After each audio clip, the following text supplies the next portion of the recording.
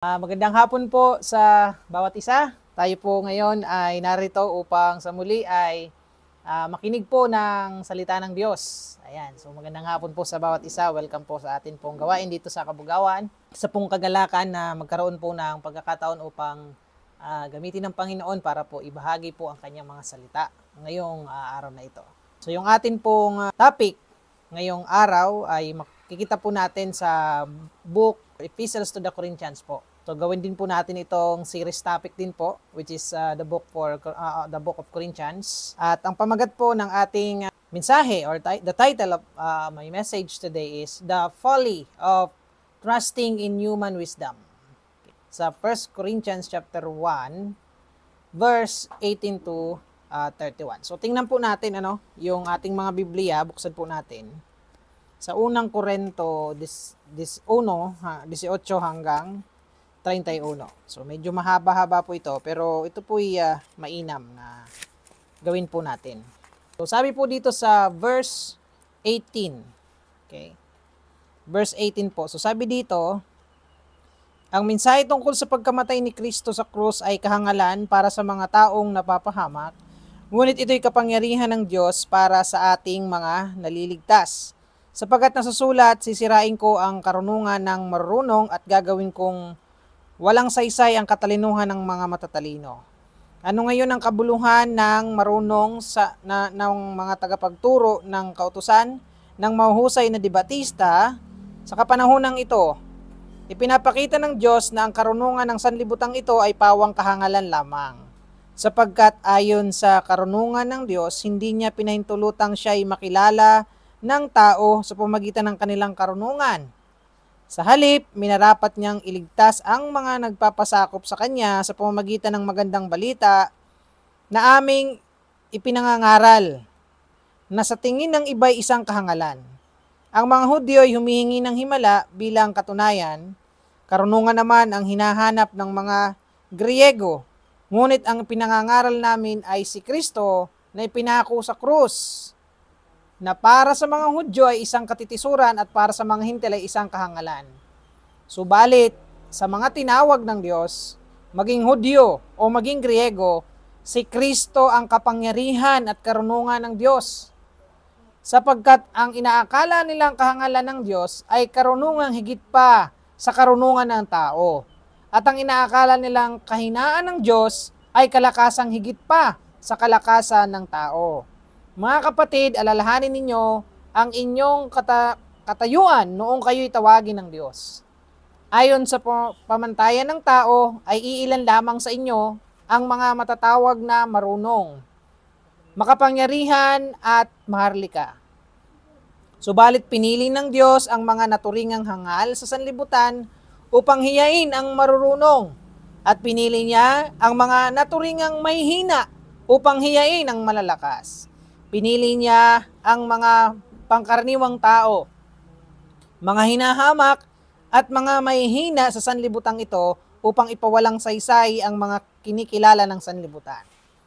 Kaya't walang sino mang makakapagmalaki sa harapan ng Diyos. Sa Kanya nagmula ang buhay na taglay ninyo dahil sa pakikipag-isa ninyo kay Kristo Jesus, na siyang ginawang karunungan natin. Sa pamagitan din niya, tayong itinuturing na matuwid, ginawang banal at iniligtas ng Diyos. Kaya nga, tulad ng nasusulat, ang sino mang nais magmalaki, ang ginawa ng Panginoon ang kanyang ipagmalaki. So tayo po'y manalangin.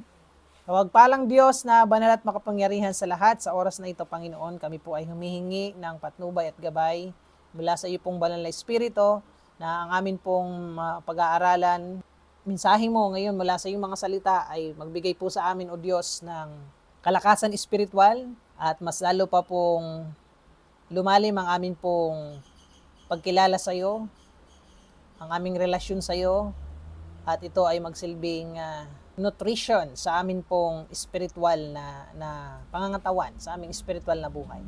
Salamat, O Diyos, ikaw nga po, Panginoon, ang mapupurihan at maluwalhati ngayong hapon na ito. Dakilain ka, purihin ka. Ito ang panalangin namin sa pangalan ni Jesus. Amen. Amen. So muli po, magandang hapon po muli sa bawat isa sa atin. So yung first epistle po natin sa Corinthians, Pinasimulan po siya doon sa, syempre, pagbati ni Apostol Pablo sa mga taga Corinthians o yung mga mananampalataya sa lugar ng Corinto. Okay. So yung ating topic ngayon is the folly of trusting in human wisdom. Ngayong mga panahon, nahaharap po tayo sa iba't ibang issues na kung saan ang mga tao ay hindi pare-pareho ng pananaw. Kumbaga nagdi-disagree sila sa kada saro. Sa bawat isa sa kanila na nagkakaroon sila ng disagreement kasi hindi sila nagkakaisa ng pananaw. Lalong-lalo na doon sa moral issues. Sa moral issues related sa kung ano ba yung mabuti at kung ano ba yung masama.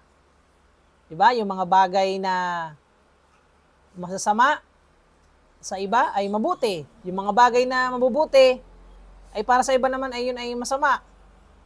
Di ba? At kahit sa kasaysayan, marami na talagang mga tao na nagdi-disagree sa bawat isa pagdating sa moral issues. At hanggang ngayon, mas tumindi ngayon, di ba? Yung issues about sa morality. Alin ba yung tamang gawin? Ano ba yung nararapat na gawin? Okay. So maraming nakaharap tayo sa mga issue na ganyan. 'Di ba? Na pwede ba ito? Pwede ba 'yan? 'Di ba? Noong una pagdating sa kasarian, noong una ay nirerespeto pa yung babae at lalaki. Ngayon, kung lalaki ka at pakiramdam mo ay babae ka, maglalantad ka na, sasabihin mo na ako ay isang babae kahit lalaki ka naman. At ang masakla pa doon ay sasabihin nila na kung ito yung ikaliligaya namin, gagawin namin ito. Hati ang opinion sa gano'n. Halimbawa, yung same-sex marriage, di ba? Gusto ng iba na i-approve yung same-sex marriage kasi yung iba nga nagpapakasal na, di ba? Sa ibang bansa, nagpapakasal sila. Hindi yung tinutukoy ko, hindi lang dito sa Pilipinas kasi baka sinasabi nyo, yung mga nag-aawayan lang sa social media, yung tinutukoy ko dito. Yung tinutukoy po natin dito ay yung pangkalahatan. Diba? Sa ibang bansa kasi, okay na yung mga same-sex marriage, di ba? Sa ibang bansa. Dito sa Pilipinas, siyempre, mahigpit na binabawal yun. Hindi yung kinakatigan ng batas. So ngayon, nag-aaway-away do kung, di ba? Yung iba, sabi ng iba, nagmamahala naman kami. Diba? Bakit bawal? Sabi naman na hindi nga kasi nga we are, 'di ba? Masasagasaan mo yung pinaka-fundamental na code of morality, 'di ba?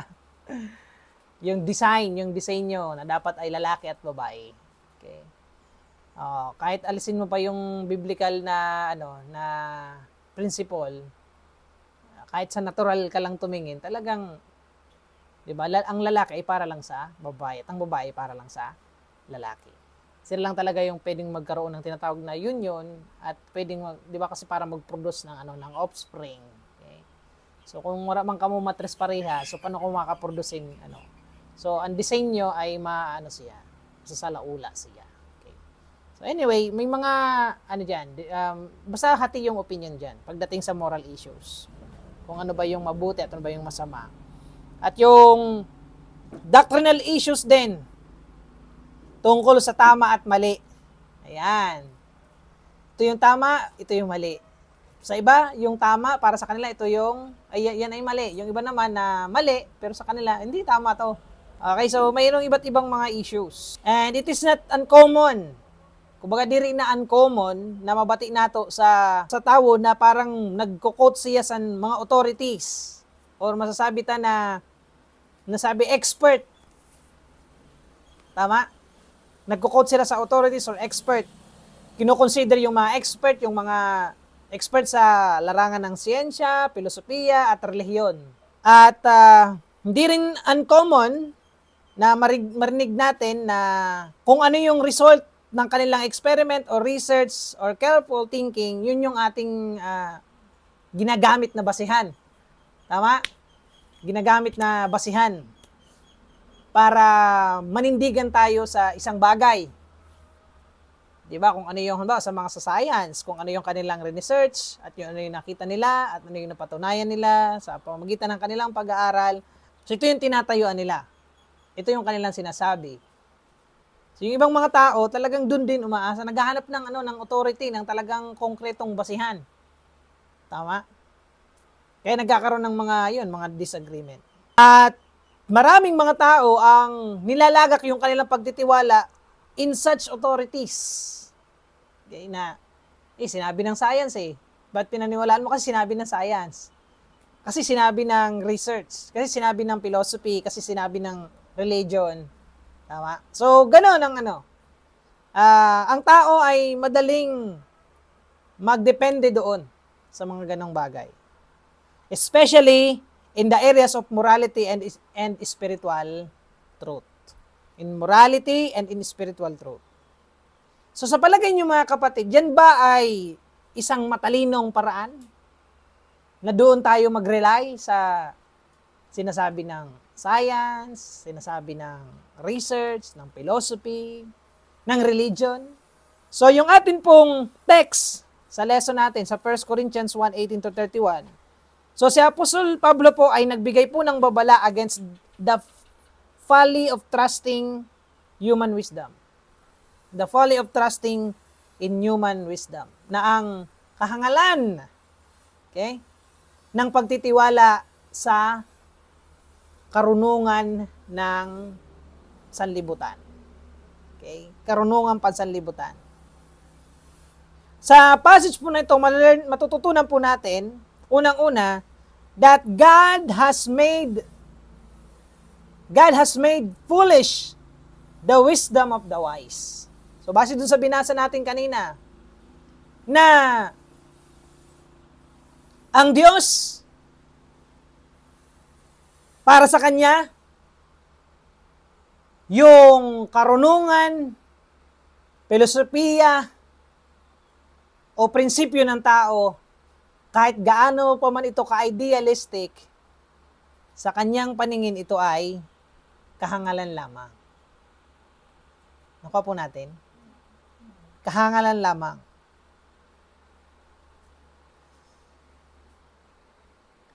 Sa mga napapahamak, ang karunungan na taglay na binabandera nila ay isang kahangalan lamang sa paningin ng Diyos. Bakit? Tingnan po natin mga kapatid, i-consider po natin yung message of the cross. Pag tinanong mo ang isang tao kung ano yung masasabi niya doon sa crucifixion ni Jesus Christ, sasabihin nila, ano ba yung idea na yan? Parang hindi naman maganda, biruin mo yon. Magpapakamatay ka para lang sa kasalanan sa iba? Kung ako, hindi ko gagawin yon. Di ba? Sa natural na tao, ganun ang sasabihin niya.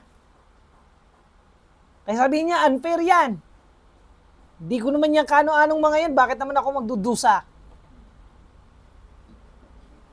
So, hindi yun maiintindihan ng tao. Sa halip, magmamarunong ang tao. Sasabihin niya, umura ka makulog. Diri ka nagpapasan sang krus. Di ba? Sasabihin ng tao, talaga ba? Kaya niya bang bayaran? Yung kasalanan ng mundong ito, isa lang naman mag-isa. Paano niya mababayaran? Sasabihin ng tao, ako na lang magbabayad. Kaya ko naman yan di ba? Kaya ko rin magpapako sa krus. Actually, ginagawa lang ang mga tao yan ngayon, di ba? May nagpapapako nga sa krus talaga, totoo. Pero sana, pahati na lang ng lagadi. para lubos-lubos na.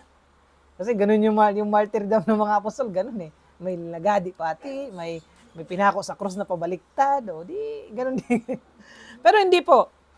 Isipin niyo yung idea ng Savior na ipinako sa krus, di ba? Parang sabihin ng tao, ano ba yun? Bakit ganun? To those who are perishing, it is foolishness. Sa mga napapahamak, yun ay kahangalan. 1 Corinthians 1:18. Pero sa mga naliligtas, ito ay kapangyarihan ng Diyos. Okay? The foolishness of the message is by design. Lagi po natin tandaan yan. Pinamukha ng Diyos sa tao na ang kanyang karunungan ay kahangalan lamang. Because, para sa kanila, kung kahangalan ang mensahe ng Ebanghelyo, ito po ay karunungan sa Diyos sapagkat ito po ay by design. Okay? Dinesign po ito ng ating Panginoon. God proclaimed that He would destroy the wisdom of the wise. Sabi sa 1 Corinthians 1:19. Nang sabi po doon mga kapatid, sa verse 19 ng 1 Corinthians, ang sabi po doon, sapagkat nasusulat, sisirain ko ang karunungan ng marurunong at gagawin kong walang saysay ang katalinuhan ng matatalino. Ang daming mga matatalino ngayon sa mundo. Sa social media nga, ang daming matatalino eh. Di ba? Kung makakomment, kala mo, saka siya na talaga yung pinakamatalinong tao sa buong social media. Okay? So, tandaan po natin mga kapatid, na kinukonsidera ng Diyos na ang karunungan ng tao ay kamangmangan lang sa Diyos at ang sabi nga ng Panginoon ay sisirain ko ang karunungan ng tao.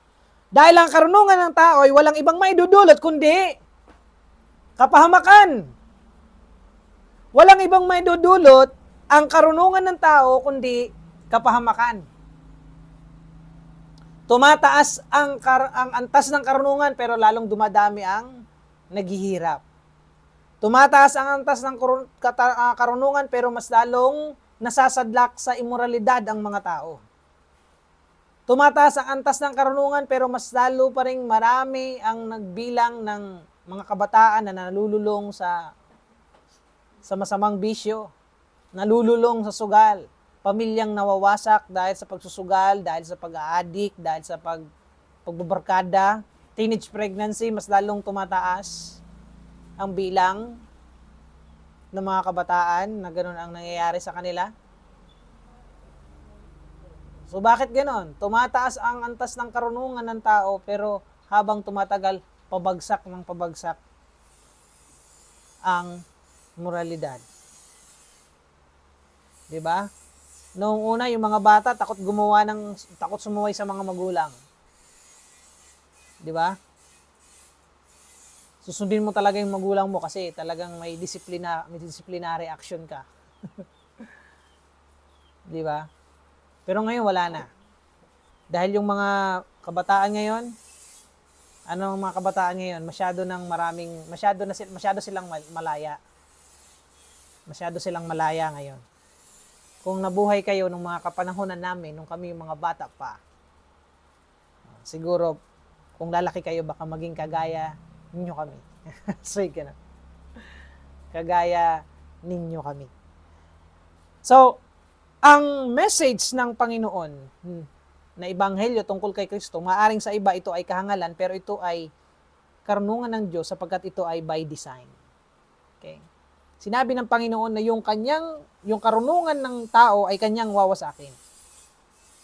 God has made foolish the wisdom of this world. Sabi sa 1 Corinthians 1:20. Na ano ngayon ang kabuluhan ng marunong, ng mga tagapagturo ng kautusan, ng mga mahuhusay na debatista sa kapanahon ng ito. Ipinapakita ng Diyos na ang karunungan ng sanlibutan ito ay pawang kahangalan lamang. Kaya wag po tayong maiinggit sa mga taong may mga matataas na degree kung wala naman sa kanila ang Panginoon. Kung hindi naman na ina-acknowledge ang Diyos.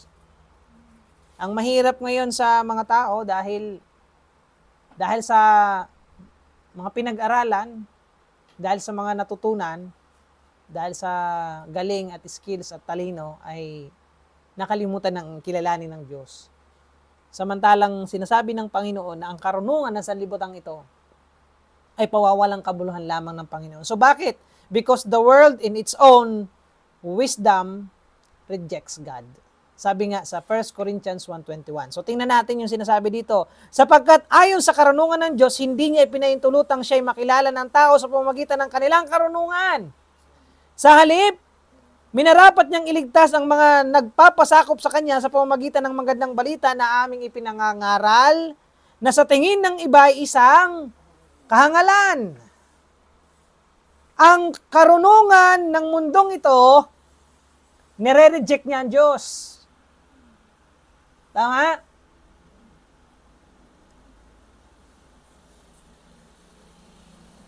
Dahil sa kanilang karunungan, nire-reject nila ang Diyos. Diba? Dahil sa kanilang mga kaalaman, sinasabi nila na, wala naman Diyos kasi ito yung na-discover namin, no? Ito yung nakita namin, kaya walang Diyos.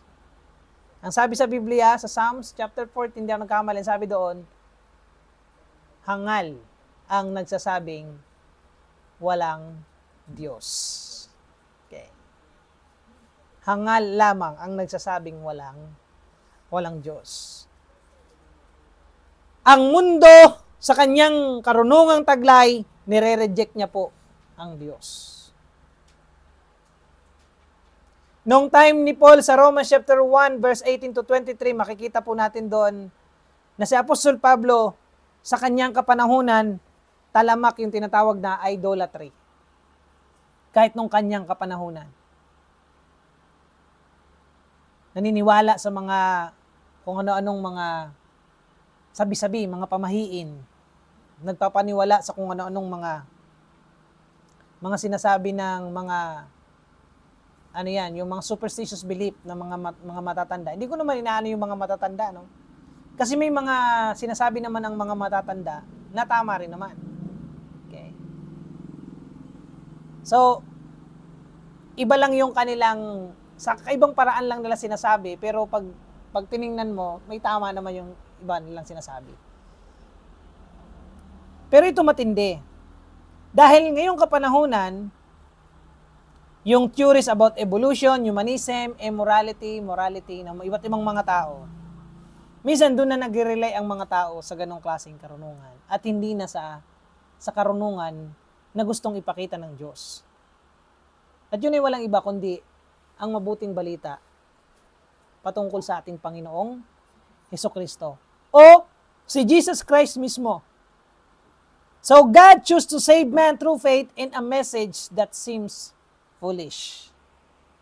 Kaya pinili ng Diyos na iligtas yung tayo, sa pamamagitan ng pananampalataya na kahit sa paningin ng iba, parang, nabubuang na ini. Nababaliw na itong mga ito. Ay, itong mga pinagsasabi nilang Kristo na sumampalataya ay maliligtas na kaysa din. Ligtas man ako Pwede man ako sa balay. Kinakain naman ako. Nag-aaral naman ako, nagtatrabaho naman ako, okay naman ang buhay namin, hindi ko na kailangan ng Diyos, bahala ka mo lang, mag-Diyos ka mo, paano, mga kuang ka mo.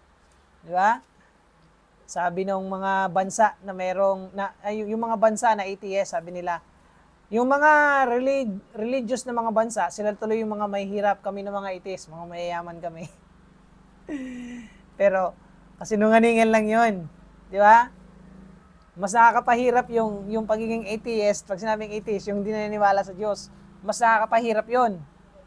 Buruin mo, wala kang standard of absolute morality. Di ba? Mahirap yun. O para sa'yo, kung walang Diyos, kung walang Bible, kung walang Diyos, ano yung magiging absolute standard of morality mo?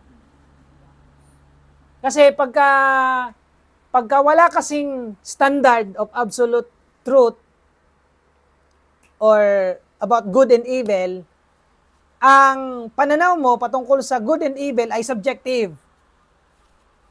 Pag sinabing subjective, halimbawa ako, para sa akin, si Hitler, para sa kanya, ang pumatay, hindi masama. Kaya nga pinatay niya yung mga Hudyo, ilang milyon, di ba? Ganon si Hitler. Para kasi sa kanya, yung pumatay, hindi masama. Oo. Dahil yun ang standard niya. Ang tanong, saan galing yun?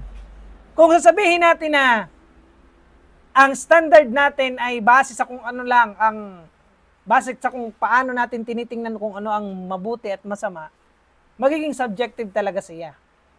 Kaya si Hitler, para sa kanya, hindi masama yung pumatay. Tama? O ilang milyong mga Hudyo ang napatay nung kapanahunan niya. O atheist yun. Di ba? Mas marami pang napatay yung atheist kaysa mga crusaders. Di ba? So, makikita po natin, mga kapatid, na maaaring sa paningin ng iba, yung message of the cross is foolishness.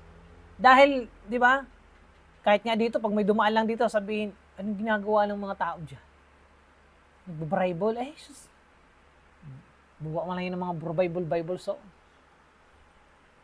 Diba? Akalain ng iba ay yung ginagawa natin, yung pagsamba natin, pagtasanan kami sa Panginoon, pagpupuri natin sa Diyos, pagkakantahan natin, tugtugan, mga awitan.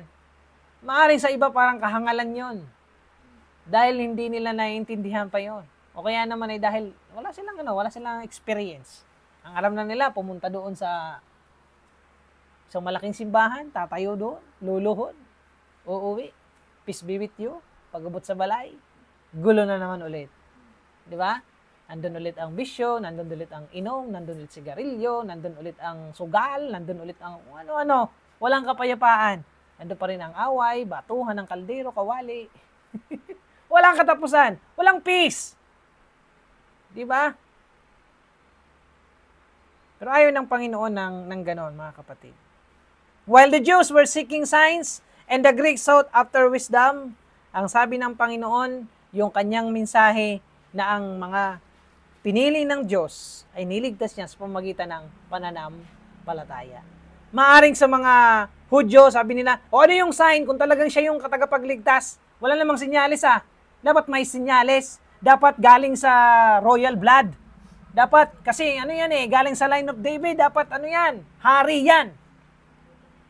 Dapat military general yan or something like that. At ang sabi naman ng iba, dapat yung talagang buong marunong. Dapat yung buong karunungan. Okay? Karunungan ba yan? Bakit namatay? Yun ba talaga yung totoo? Yun ba talaga yung sinasabi niyo, Mrs.? Bakit ganyan namatay? Tapos wala. Hindi nga siya sikat. Wala siyang pangalan, di siya mayaman. Di ba si Christ, wala siyang ganun. But for those who accept the call of the message of Christ crucified, there is both power and wisdom. Pero sa lahat ng mga tumanggap, nag-respond doon sa mensahe ng pagkapako natin Panginoong Jesucristo, ito ay isang kapangyarihan at karunungan ng Diyos. Kaya para sa atin, na sumasampalataya sa ating Panginoong Jesucristo, ito po ay karunungan at kapangyarihan ng ating Diyos. Amen po ba? Karunungan at kapangyarihan na mula sa ating Diyos. Okay. For God's foolishness is wiser than man. His weakness is stronger than man. Sabi sa 1 Corinthians 1:25. So tingnan natin mga kapatid. Sabi dito,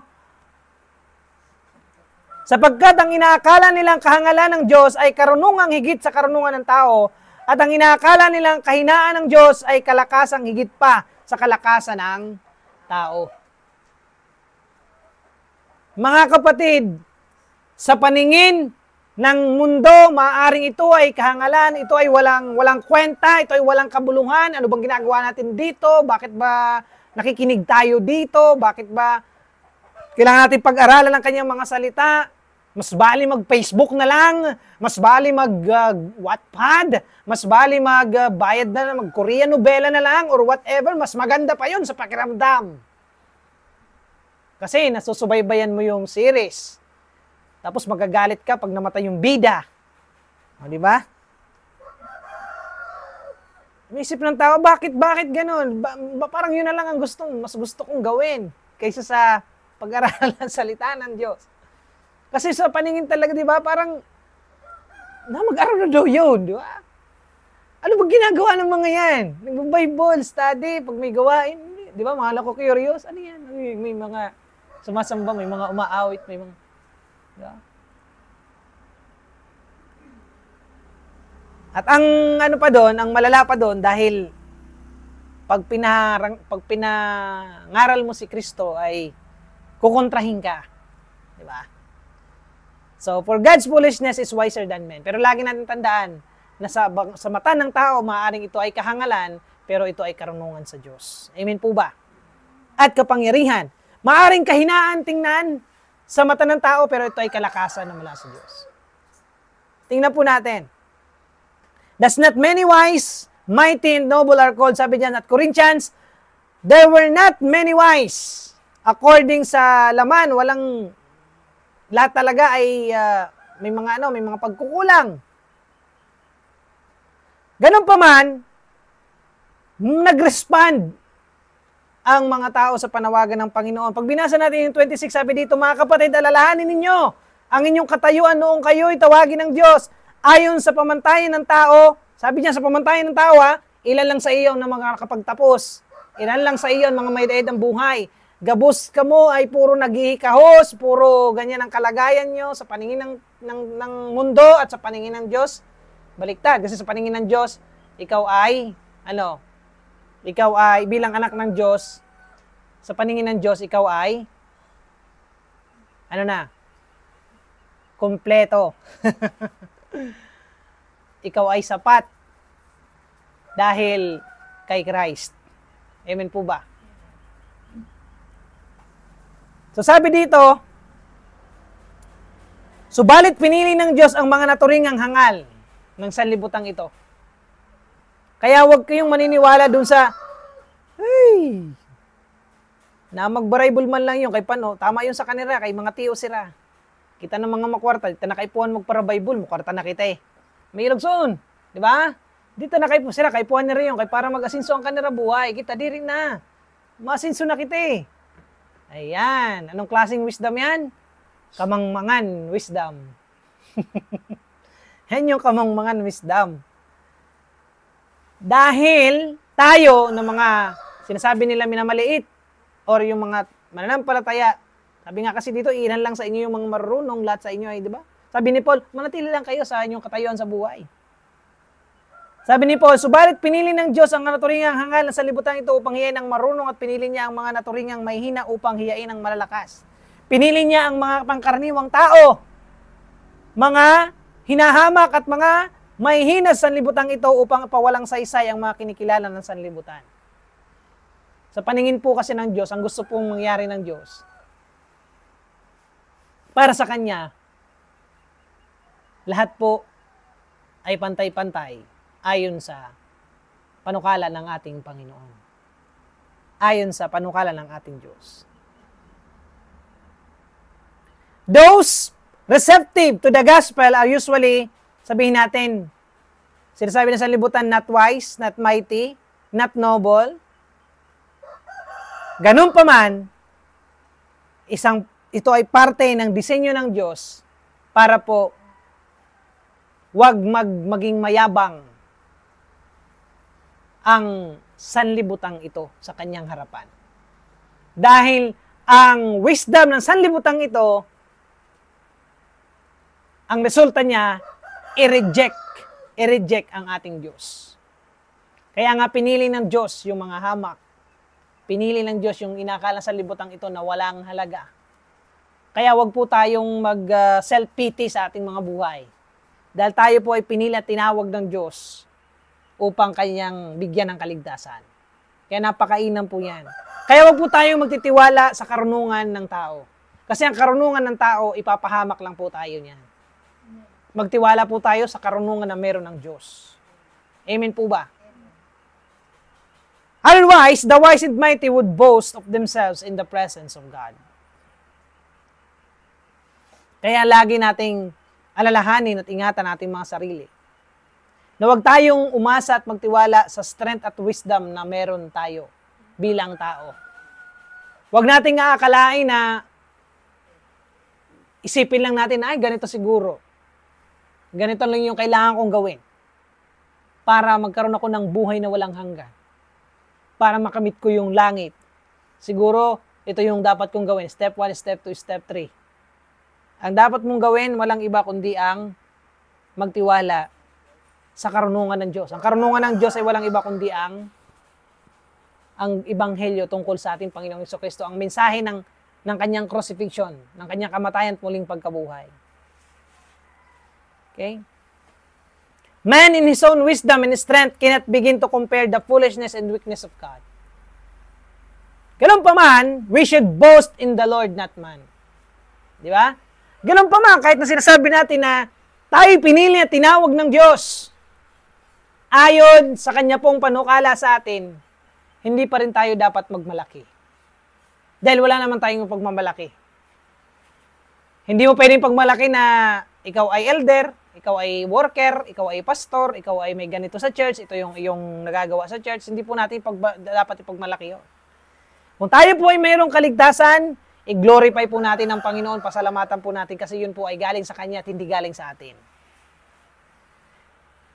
We should boast in the Lord, not man. Kung may pagmamalaki man tayo, ang Panginoon yun. For in a crucified, risen Savior, there is to be found wisdom from God.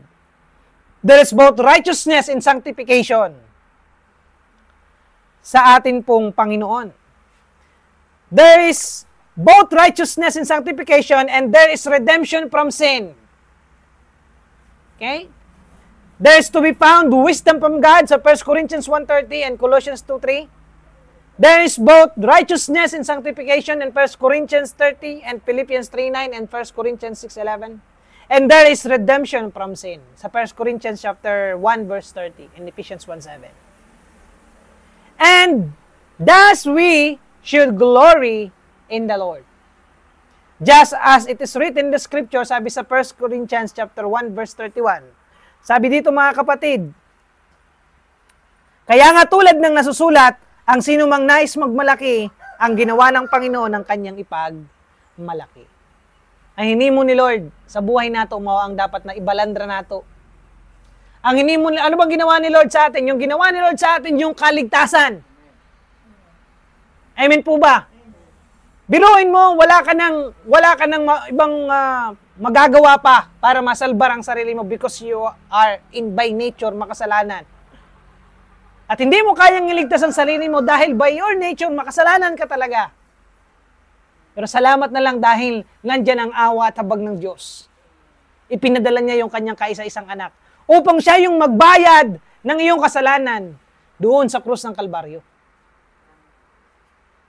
At yung kasalanan na yun ay hindi po kasalanan mo lang, hindi kasalanan ko lang, kundi kasalanan ng buong sanlibutan. Pinasan niya. And it will take effect doon sa mga magre-respond sa tawag ng Panginoon. Amen po ba? At ang pagre-response natin ay ayon din po sa pagkatawag sa atin ng Panginoon. Kung paano niya tayo tinawag.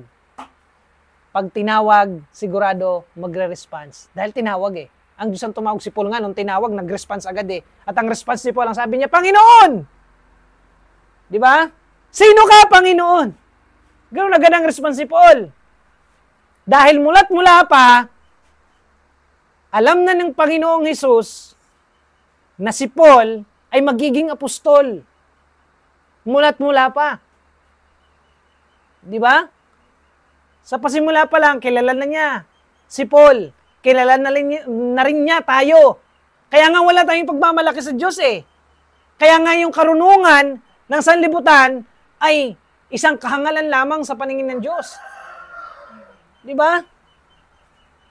Si Apostol Pablo nung tinawag ng Panginoon, bago siya tawagin ng Panginoon, isa muna siyang persecutor. Mamamatay tao pa nga siya, taga-hawak ng mga damit ng mga bumabato doon kay Esteban. At ang sabi niya sa Sanhedrin, bigyan niyo ako ng authority, panghuhulihin ko lahat ng mga sumusunod na yan kay Kristo. At yun nga nangyari, hinuli nga niya. Pero alam niyo, tinawag talaga siya ng Panginoon. Nung time na siya ay nandun na sa Damascus Road, biglang nag-flash yung nakakasilaw na liwanag at natumba ito si Apostol Pablo. At narinig niya yung tinig ng Panginoong Hesus nang sabi, Saulo, Saulo, bakit mo ako inuusig? Yun ay pagtawag ng Diyos kay Paul. At ano ang response ni Paul? Hindi niya sinabing, habok ko. Hindi niya sinabing, ayaw ko. Hindi niya nireject. Hindi niya sinabing, sino ka? Hindi kita nakikilala. Walang ganun na sinabi si Paul. Bagkas ang sinabi niya, sino ka? Panginoon. Di ba? Panginoon agad ang sinabi, sino ka, Panginoon? At ang sabi ni Jesus sa kanya, ako si Jesus na iyong inuusig. Hindi mo ba alam na sa ginagawa mong yan ay para kang sumipa sa isang matulis na bagay? Di ba? Kaya mga kapatid, ang pagkatawag sa atin ng Panginoon, ang effect ang calling sa atin ng Panginoon ay base po sa Kanya, pagkatawag po sa atin, at hindi po base sa kakayahan nating mag-respond, kundi base sa kung paano niya tayo tawagin. Amen po ba? Huwag tayong magtitiwala sa ating sariling karigtasan, sa ating sariling karunungan. Huwag tayong magtitiwala sa sariling karunungan natin, sariling lakas natin, kahit sa kayamanan natin, huwag tayong magtitiwala. Sabi sa Jeremiah 9:23. Mapapahamak lang ang tao nagtitiwala sa kanyang yaman. Kung masyado kang nakadikit doon sa yaman mo, na kinakain na nito yung panahon mo para sa Panginoon, kinakain ka na nito, ibig sabihin, para bang yung buhay mo, para bang yung nabubuhay ka na lang dahil doon sa kung anong meron ka sa mundong ito, ng mga material. So, mahirap po yun. Huwag sa ating sariling karunungan, huwag sa ating sariling karakasan o kayamanan, kundi sa pag-unawa at malalim na pagkilala sa ating Diyos. At ilagak natin yung ating mga sarili sa pagiging mabuti, sa pagiging maayos, na namumuhay na may righteousness at may katuwiran sa harapan ng Panginoon. Kaya nga po kung babasahin po natin sa Galatians 1:13-14, si Paul po nag-provide po ng example at yung in-example niya po doon ay yung hinalimbawa niya po doon ay yung kanyang sarili. Marami sana siyang pwedeng ipagyabang sa Diyos, pero hindi niya po yon ginawa.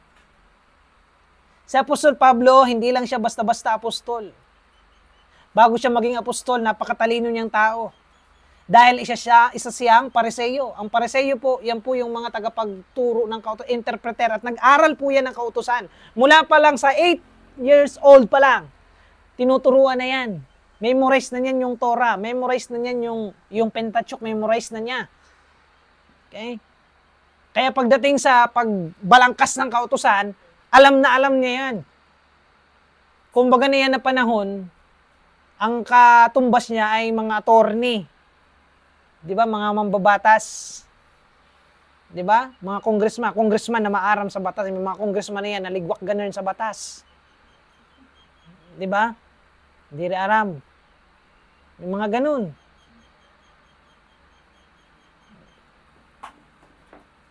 So, ngayon po mga kapatid,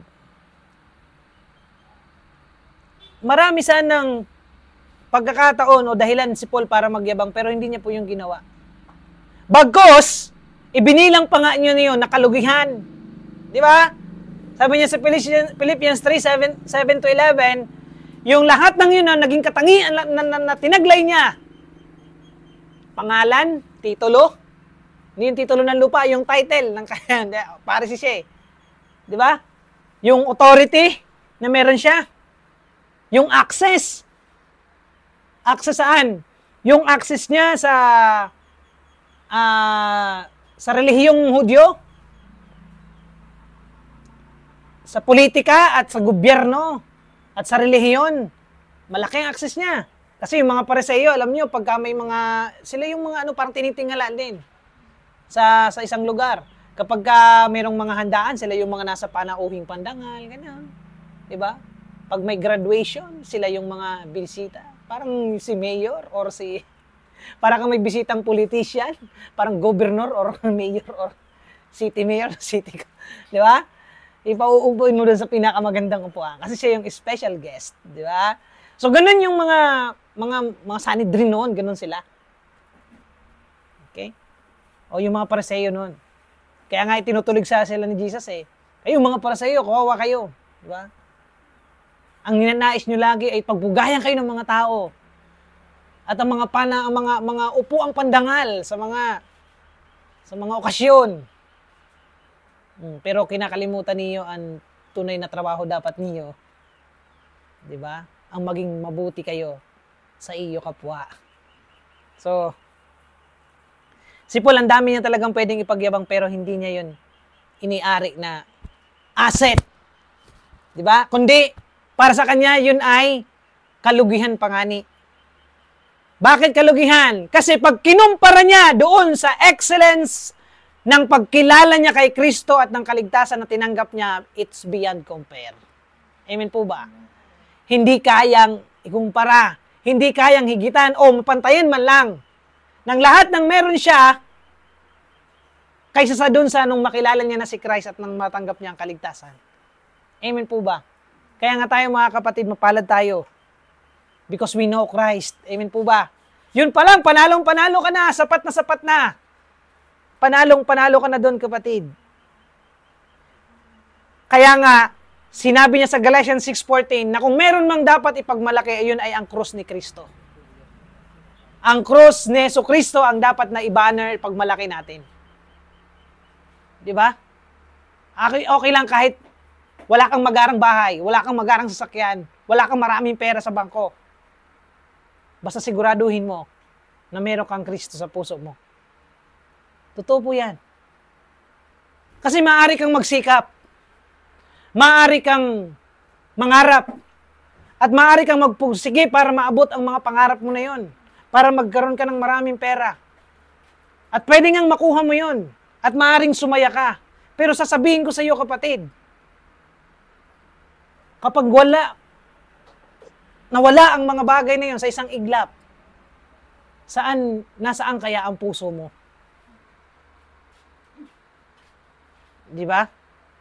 Ang sabi ng Panginoon, mag-ipo kayo ng kayamanan sa langit. Huwag dito sa lupa.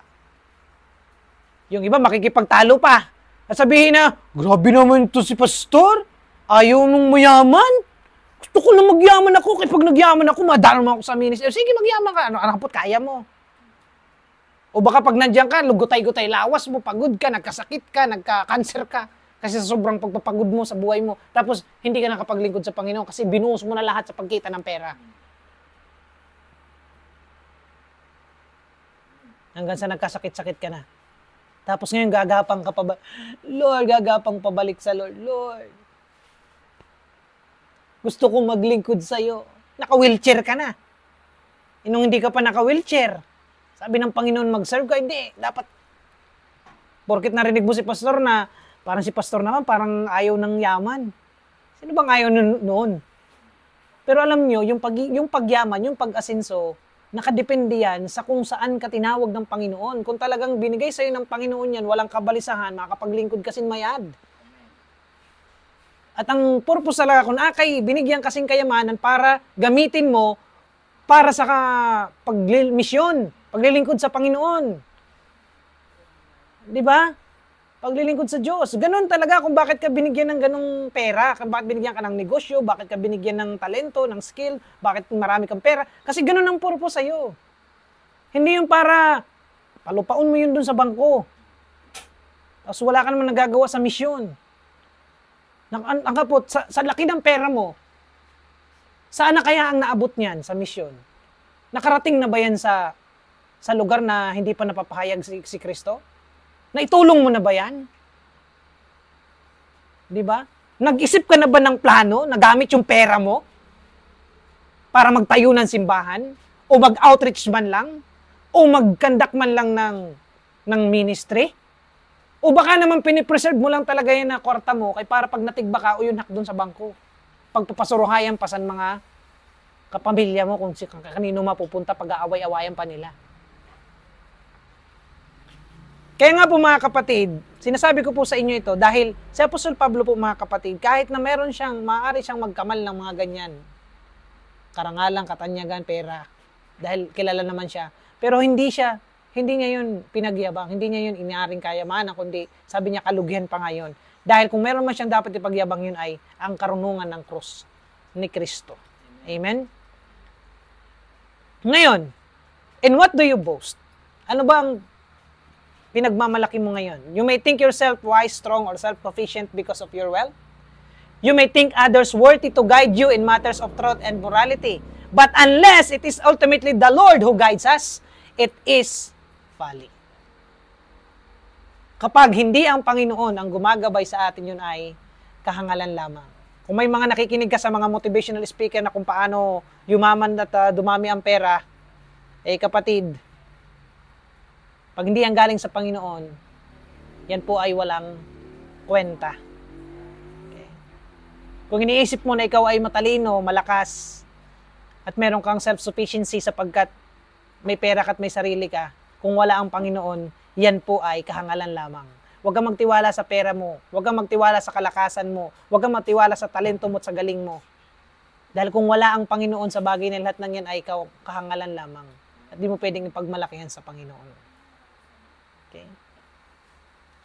Dapat ang Diyos ang siyang maging gabay ng ating buhay.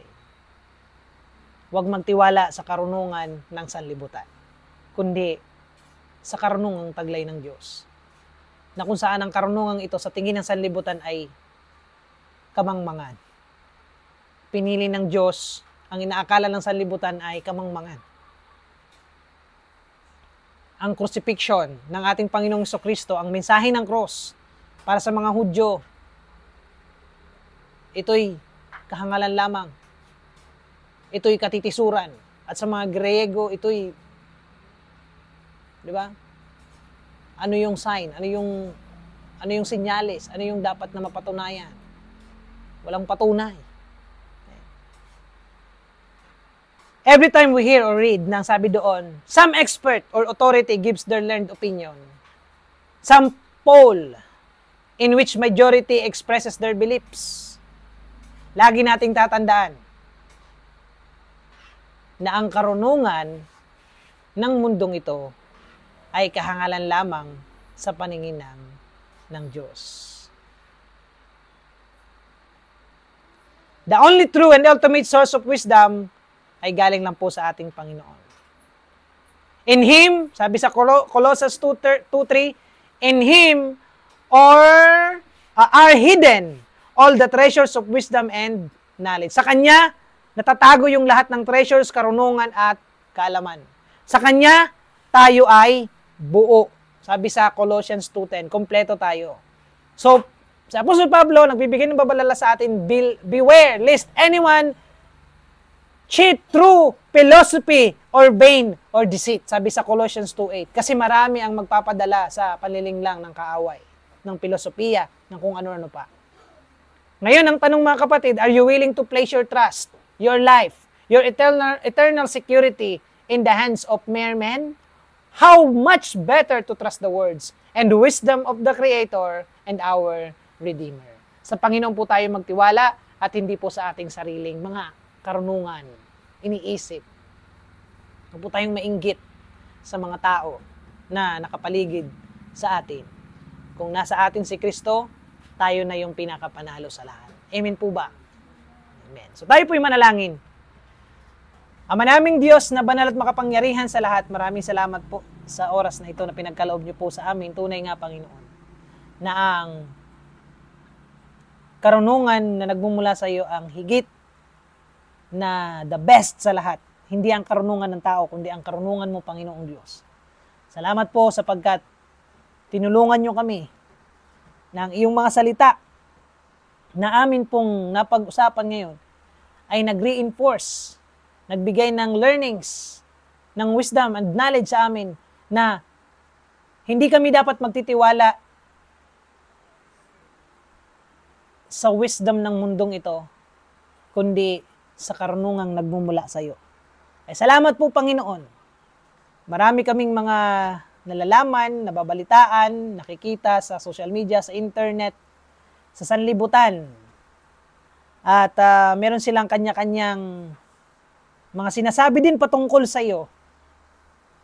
Ganun pa man, Panginoon, kami pa rin po ay magtitiwala sa iyo at sa iyong mga salita sapagkat iyon ang sinasabi mo, na mapalad ang taong nagtitiwala sa iyo at sa iyong mga salita. Mapalad ang taong binubulay-bulay ang iyong mga salita. Ngunit kapahamakan ang sasapitin ng tao na hindi nagtitiwala at umaasa sa iyo. Kapahamakan ang kasasadlakan ng tao na hindi pinapakinggan at sinusunod ang iyong mga salita. Salamat po, Panginoon, dahil binigyan niyo po kami ng kakayahan ngayong oras na ito upang mapakinggan at maintindihan ang iyong mensahe. Kung meron pang hindi malinaw sa amin sa ngayon, O Lord God, bigyan mo pa po kami ng malalim na understanding na ma-process ng aming isip, Panginoon, nang sa gayon ay magamit po namin at ma-apply at maluwalhati yung pangalan. Maraming salamat, O Diyos, dakilain ka, purihin ka. Ito po ngayong panalangin sa pangalan ni Jesus. Amen, amen. Palakpakan po natin ang Panginoon.